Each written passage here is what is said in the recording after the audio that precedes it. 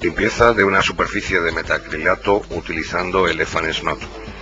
Para las superficies plásticas y delicadas, lo primero que hay que realizar es una pequeña prueba, una pequeña cata, para comprobar que no se afecta a la integridad del soporte.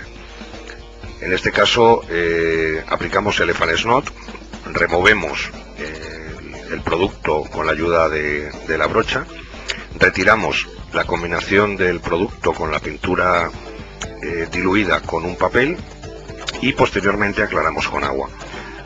En este caso quedan todavía dos adhesivos que no han terminado de salir. Repetimos la operación utilizando también el Effanes-Not y ayudándonos de un rascavidrios de plástico, una espátula que no tenga filo para no poder dañar el soporte.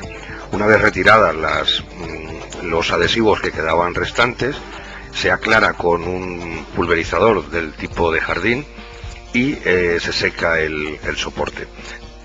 Cualquier tratamiento con productos ácidos disolventes dañarían de forma irreversible el soporte.